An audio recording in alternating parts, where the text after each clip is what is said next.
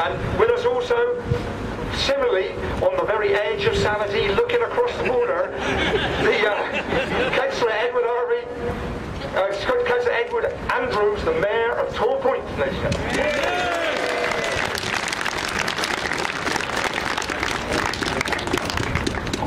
Mr. Mayor, ladies and gentlemen, and the people of Torpoint, greetings.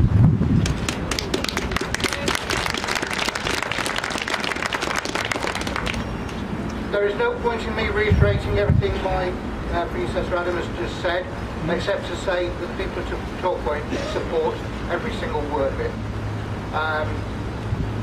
Cornwall is a unique identity. It must stay that way. We all know that if the bill is passed and we end up as part of a cross-border constituency, it's the thin end of the wedge for towns like Saltash and Torpoint being sucked into Plymouth.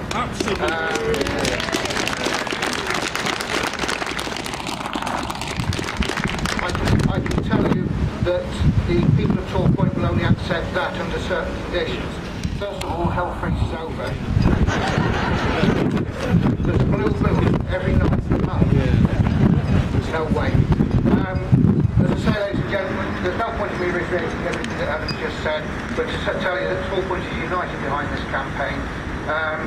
Whatever one's political views, this is not about party politics, this is about Cornwall itself. And it's on the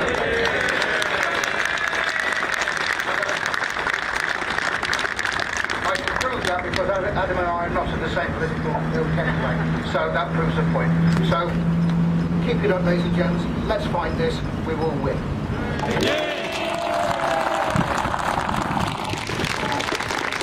This is not about party politics. Therefore, I ask you to enjoy our next speaker, who's going to explain to us exactly why she's willing to take a stand against the leaders of her party and a newly elected MP for this area, Cheryl Murray.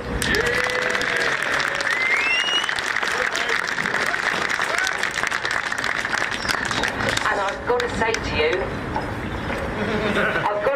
you, I don't know how you're going to explain my ancestry, because I've got a father who was born and brought up in Calstock, and a mother who was born and brought up just beyond Torpoint. So there you go.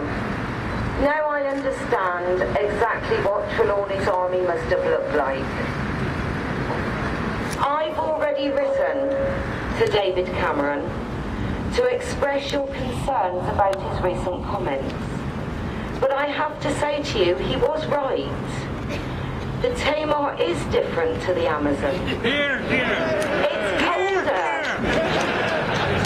After today, I'm sure he will be left with no doubt that the people of Cornwall are turning up the temperature. Like many of you, I was born and raised in Cornwall.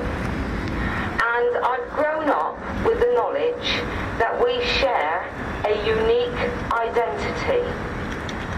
I'm also aware that many people have chosen to move here and make their home here because of that identity. Here, here.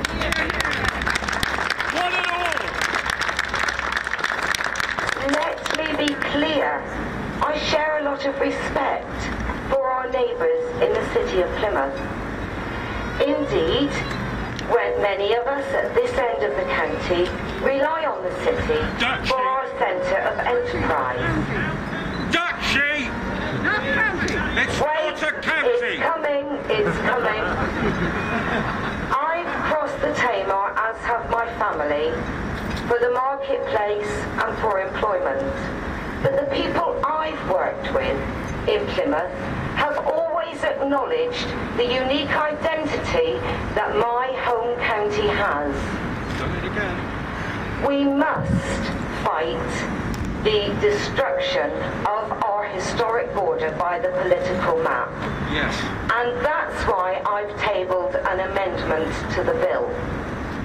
If the Shetland Isles or the Western Isles can be treated differently, why not Cornwall?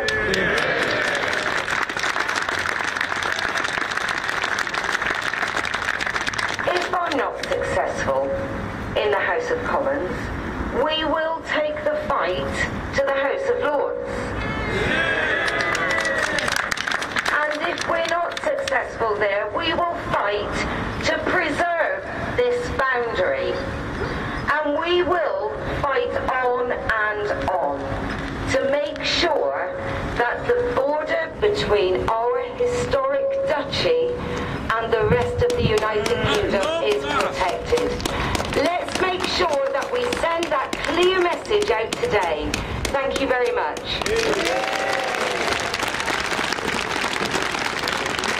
Thank you, Cheryl. Thank you, Cheryl. We got quite a few new MPs nowadays, haven't we? And it's good to have a little look at them, isn't it? And we mentioned earlier the sad loss of the late David Penhaligon. Well, down our middle bit of our duchy, we got a new face there as well, Stephen Gilbert, MP.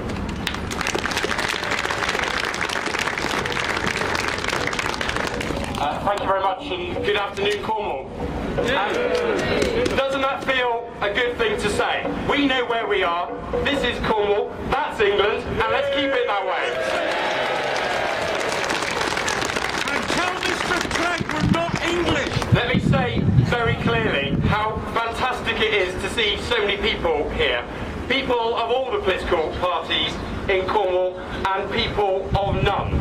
If Westminster had any doubt about our resolve and commitment to defend and protect our ancient rights, our national identity, that myth and that illusion should be dispelled today, here and now. Despite the good weather that we're enjoying today, this bill and what it means for Cornwall is casting a cloud over our debate. Yes. And let me tell you this isn't a narrow issue of identity. This is an issue intrinsic to how Cornwall thrives and prospers in the 21st century. As an MP, to straddle two communities with disparate needs, different interests, would be a very, very challenging task. And if we want to build the Cornish economy of the future, we need to make sure that our MPs are focused on the job here, not with half an eye over there. Cornwall deserves nothing less than that. You know, David Cameron has got it wrong on this. The Tamar isn't like the Amazon, it's much more important. They've got, in Devon, in England, they've got MPs who are focused on their needs, developing their economy, providing services, keeping the community identity. We need to make sure we've got the same thing here. As it was mentioned earlier, I'm privileged and proud to represent part of Cornwall represented by David Penhaligon. And I know what my job is when I go back to Parliament this week. My job is to vote against the government and vote for an amendment, hopefully the one that Cheryl's tabling, that keeps the boundary of Cornwall intact. But I've got a job for you as well. Let's send 20,000 letters to David Cameron and Nick Clegg and explain why this is important. They don't reply! If you've written a letter, write another one. If you've never written a letter, now's the time to do it. Let the message go forth from this place today that Cornwall needs to speak with one voice. You can't leave it to your neighbour or your wife or your girlfriend. You have to write the letter. You have to knock on your neighbour's door and ask them to write the letter. Let's bombard Downing Street, both Cameron and Clegg, and let's show them that we're not going to be moved from this issue. Thank you very much.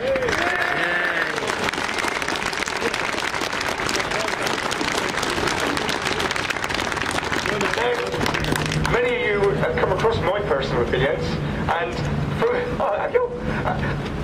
me, one of the worst things that has been happening over the last number of years is this gradual encroachment of a place called the southwest of England. Now, every single Devon Wall initiative that has been foisted upon us has meant more jobs, more power, more influence, disappearing up the line. We have progressively been disenfranchised and disempowered, and it is time for that process to stop, and with the greater awareness of Cornish issues, that we actually have our elected members of Parliament who are representing us in Westminster willing to finally say something that I have never heard during my childhood. This is Cornwall, that is England. Significant. Ladies and gentlemen, we're carrying on our tour to representatives of our parliamentary parties, and it's Jen Forbes, Vice Chair, Cornish Labour Party.